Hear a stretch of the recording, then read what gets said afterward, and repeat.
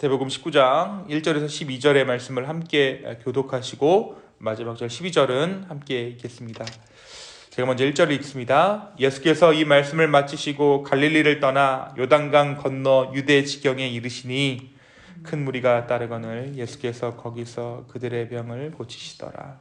바리새인들이 예수께 나와 그를 시험하여 이르되 사람이 어떤 이유가 있으면 그 아내를 버리는 것이 옳으니까? 예수께서 대답하여 이르시되 사람을 지으시니가 본래 그들을 남자와 여자로 지으시고 말씀하시기를 그러므로 사람이 그 부모를 떠나서 아내에게 합하여 그들이 한 몸이 될지니라 하신 것을 읽지 못하였느냐? 그런즉 이제 둘이 하나요 한 몸이니 그러므로 하나님이 짝지어 주신 것을 사람이 나누지 못할지니라 하시니 여짜오되 그러면 어찌하여 모세는 이혼 증서를 주어서 버리라 명하였나이까? 예수께서 이르시되 모세가 너희 마음의 완악함 때문에 아내 버림을 허락하였거니와 본래는 그렇지 아니하니라. 내가 너희에게 말하노니 누구든지 음행한 이유 외에 아내를 버리고 다른 데 장가드는 자는 간음함이니라. 제자들이 이르되 만일 사람이 아내에게 이같이 할진대 장가들지 않는 것이 좋겠나이다. 예수께서 이르시되 사람마다 이 말을 받지 못하고 오직 타고난 자라야 할지니라. 있고 사람이 만든 고자도 있고 천국을 위하여 스스로 된 고자도 있도다. 이 말을 받을 만한 자는 받을지어다. 아멘. 네, 우리가 어제 말씀 마태복음 18장 후반부의 말씀을 통해서 용서에 대한 예수님의 가르침을 함께 나누었습니다. 나에게 잘못을 범한 자에게 몇 번을 용서해야 합니까? 라며 7번이라는 숫자를 제시했던 베드로에게 예수님께서는 진정한 용서에 대해서 말씀해 주십니다. 그러면서 또 하나의 천국 비유인 1만 달란트 빚진 자의 비유를 통해서 죄인된 우리가 받은 은혜가 얼마나 큰 은혜인가, 그리고 그 은혜를 통해서 용서함으로 그 은혜를 전파하는, 흘려보내는 것에 대해서 우리가 함께 이 말씀을 통해 나눌 수 있었습니다. 오늘은 계속해서 이 마태복음 19장의 말씀을 묵상하겠습니다. 이 마태복음 19장은 이혼과 결혼이라는 주제를 가지고 바리새인과 예수님께서 논쟁하시는 것을 배경으로 하고 있어요.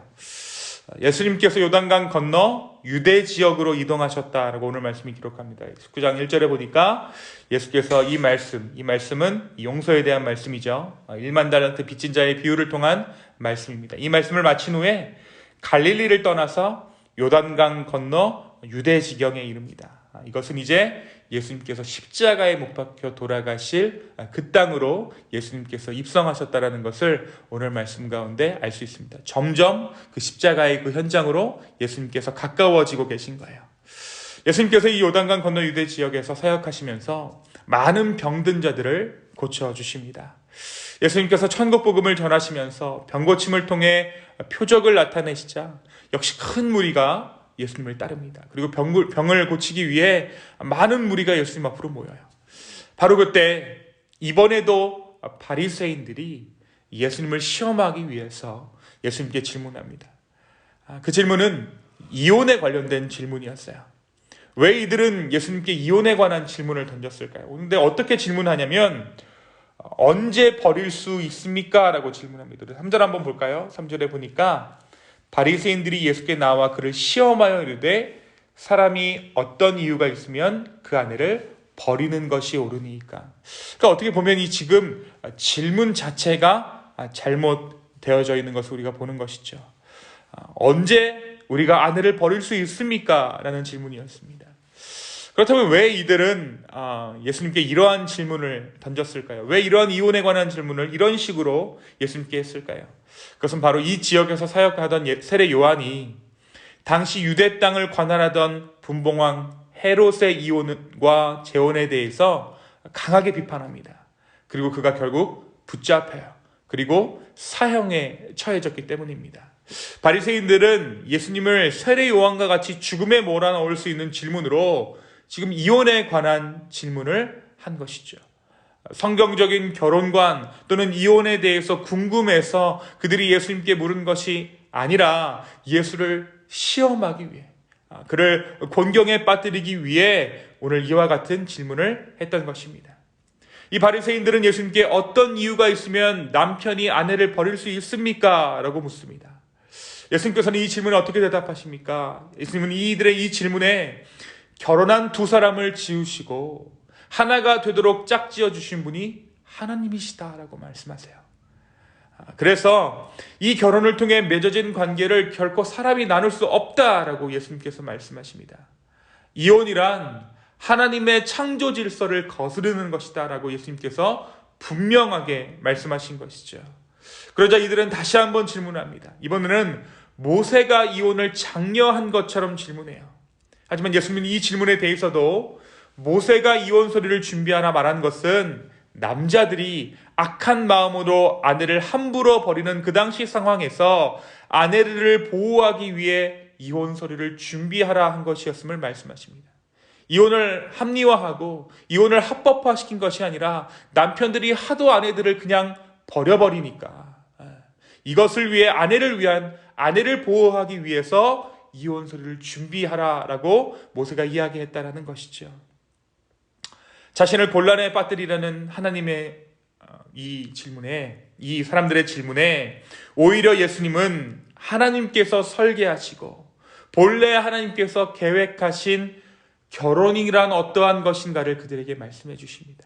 그러면서 아내를 물건 취급하던 당시의 가치관에 면죄부를 주면서 분봉한 헤롯의 이혼과 재혼을 감추려 했던 그들의 잘못된 율법 해석을 바로잡아 주신 것입니다. 옆에서 이 논쟁을 듣고 있던 제자들이 어떻게 반응하고 있습니까? 차라리 독신하는 편이 낫겠다. 어차피 결혼을 하면 사람들이 죄를 짓는데 제자들이 차라리 독신을 하는 편이 낫겠다라고 이야기합니다. 하지만 예수님께서는 홀로 지내는 것은, 그러니까 독신은 불가피하게 홀로 살도록 부름을 받았거나 하나님의 특별한 부르심을 받은 자들의 몫임을 말씀해 주십니다. 그렇다고 해서 이것이 특별한 어떤 부르심이라고 해서 독신이 결혼보다 우위에 있는 부르심은 아닐 것입니다. 홀로 살던, 결혼하여 가정을 이루던 부름받은 그 자리에서 신실하게 살아간다면 어떠한 삶이든 존중받아 마땅한 삶이라는 것을 예수님께서 또한 제자들에게 말씀해 주신 것입니다. 사랑하는 성도 여러분, 오늘 말씀 우리에게 무엇을 말해주고 있을까요? 특별히 오늘 말씀은 결혼과 이혼이라는 주제를 두고 예수님께서 말씀하신 예수님의 가르침입니다. 사실상 요즘 이혼이라는 것이 굉장히 보편화된 사회의 풍조이기도 합니다. 이러한 풍조 안에서 우리가 이 이혼에 대해서 어떠한 기준을 가지고 있어야 하는가에 대해서 오늘 말씀 우리에게 좀 생각하게 하는 것 같아요. 오늘 말씀은 결혼이란 하나님께서 정해주신 것이다 라고 말합니다. 어떤 인간들이 그냥 눈에 맞아서 서로가 서로를 마음에 들어해서 가정을 이루게 된 것이 아니라 하나님께서 둘을 이어주셨다라고 말한 것이죠. 내가 결혼 전에는 신앙생활을 하지 않았습니다라고 말할 수 있겠죠. 하지만 내가 신앙생활을 하지 않았다고 해서 하나님의 섭리가 있지 않았던 것은 아니에요. 분명히 부부라는 것은, 결혼이라는 것은 하나님께서 정해주신 것입니다. 하나님께서 맺어주신 것이죠.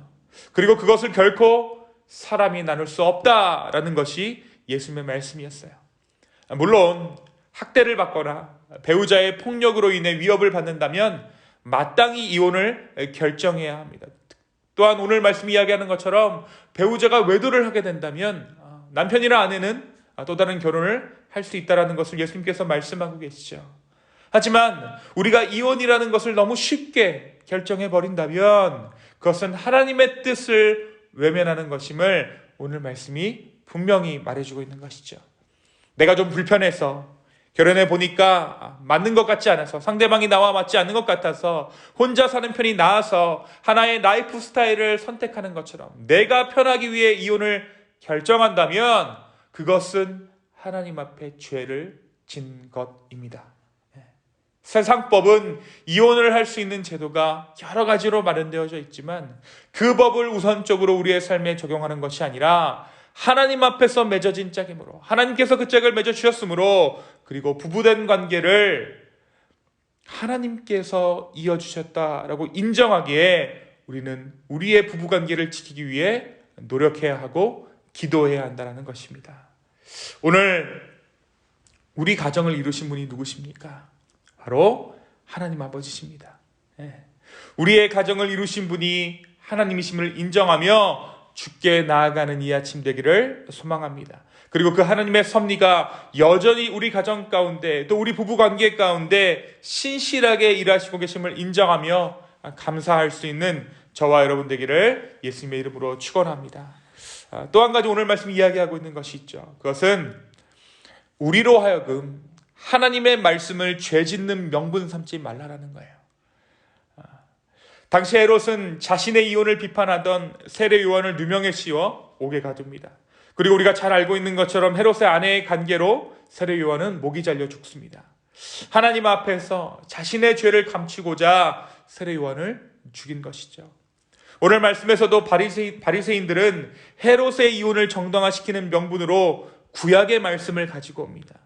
당시에는 신약이 없었기 때문에 구약만이 하나님의 말씀이었고 하나님의 권위였어요. 하나님의 권위를 상징하는 것이 이 구약의 말씀이었습니다. 이 구약의 말씀을 내세우면서 어떻게 보면 하나님을 내세워서 지금 그들이 예수님을 공경에 빠뜨리고 있는 거죠. 하지만 예수님은 그 말씀에 기록된 것으로만 판단하지 않으시고 그 율법을 주신 하나님의 마음에 대해서 전하시고 계세요. 본래 하나님의 뜻이 어떠한 것인가에 대해서 말씀하셨다는 것이죠. 사랑하는 성도 여러분, 우리는 죄인이기 때문에 우리가 처한 상황에 맞게 말씀을 적용합니다. 그리고 최대한 내 죄가 드러나지 않는 말씀들을 내 삶에 적용시켜요. 나의 어떤 상황에 맞게 합리화시켜서 내가 하기 편한 방식으로 말씀들을 삶에 적용시킬 때가 있습니다. 그래서 우리는 하나님의 마음을 깨달아야 해요. 왜 하나님께서 이렇게 말씀하셨는가에 대해서 알아야 합니다. 그렇지 않으면 우리는 하나님의 말씀을 오해해서 내 마음대로 내 죄를 위해 적용하게 되는 것이죠. 그래서 말씀과 함께 기도해야 합니다. 기도는 하나님의 마음을 우리에게 깨닫게 하기 때문입니다. 오늘 이 아침에 우리가 기도하는 가운데 우리가 묵상하는 말씀, 또는 우리가 요즘 통독하고 있는데 이 통독을 통해 깨달은 말씀, 이 말씀이 정말 하나님께서 어떠한 이유로 우리의 삶 가운데 허락하셨는지 깨닫게 되는 이 아침 되기를 소망합니다. 기도 가운데 하나님의 그 마음을 깨달아, 하나님의 섭리를 깨달아 조금 더 온전한 하나님의 자녀로 이 땅에서의 삶을 살아 누리는 저와 여러분 되기를 예수님의 이름으로 축원합니다. 결코 하나님의 말씀을 죄를 짓는 명분 삼지 말라라고 오늘 말씀이 경고합니다.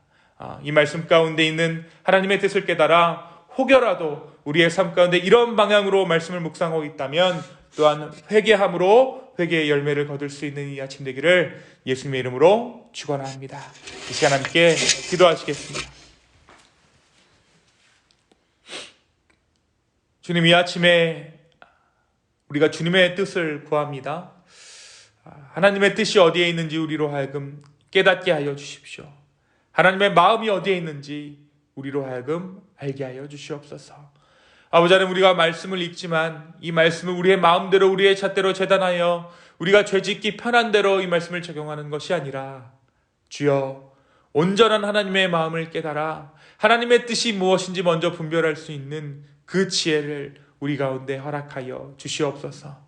주님, 세상은 이혼을 너무나도 쉽게 말하고 갈라지는 것을 너무나도 쉽게 이야기합니다. 하지만 이때 우리가 결혼이 하나님의 섭리임을 다시 한번 고백합니다. 우리 가정 가운데 일하시는 하나님을 또한 우리가 신실한 그 하나님을 의지합니다.